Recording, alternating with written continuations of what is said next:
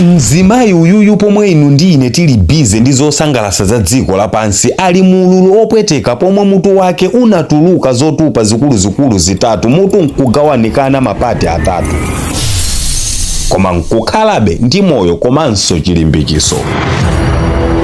Mzimayi uyuyu ndi ndani? Zinatani kuti mutu wake utupe zodabwitsa chonchi? Nanga madotolo anatinjiza izi?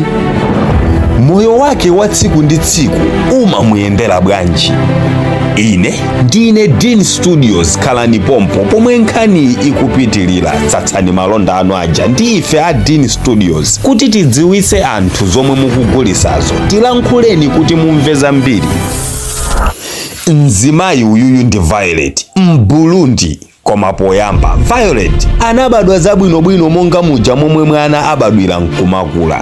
Amakhala moyo wachisangalalo ndikukamba ku nkhani ya moyo wa thanzi, ndipo atakwana msinkhu wa banja Violet anakwatiwa ndi mamuna wachikondi kwambiri. Kupanga wedding nkukhala ndi mwana moyo nkumapitilira. Koma zonse zinayamba mu chaka cha 2020 pomwe tsiku lina kunacha zabwinobwino muja momwe kuchera masiku onse, komano pachipumipa panatuluka kachiphuphu kakang'ono muja momwe tonse titulukira tiziphuphu. Koma kachiphuphu ka Violet pokutha pa masiku kanayamba kukula, ndipo ndikudekhetsa mtima ankati kapha, koma masiku nkumapita ndipo kenako chinthu ichi chinakula molapisa.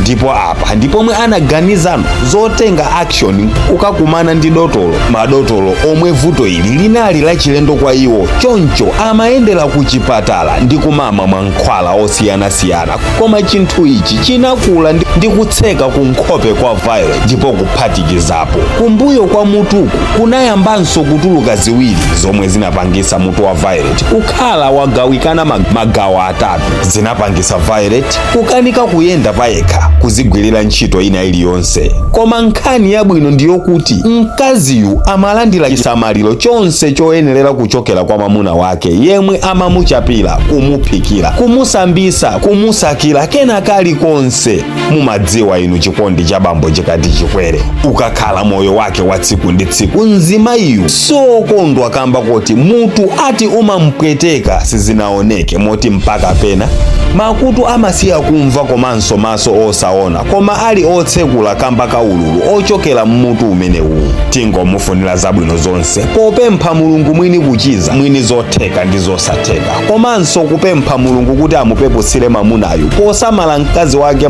masiku obwerawo. Sichophweka mamuna kukhala akusamala mkazi mu zonse zapakhomo, akateno akasake sizophweka. Phunziro ndili nalo mu nkhaniyi ndi la azimayi omwe amati amuna onse ndi agalu. Izi zisizoona. Mukakumana ndi mamuna wake wa Violet, amuna ena amakhala odziwa udindo wawo ndi chomwe ali, ndipo siyekhayo. Alipo ochuluka koma chabe simunakumanizane nawo. Zoonadi ena ndi agalu, komanso ena ndi madolo odziwa kukonda akazi ndi moyo wawo onse. Osayiwala kupanga share nkhani ya Violet.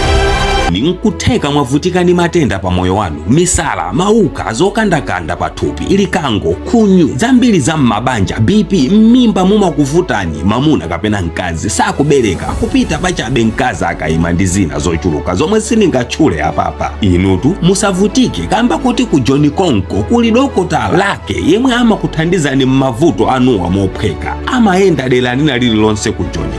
Ayimbireni olo alankhuleni pa WhatsApp pa 07437803321 kapena 0782023773.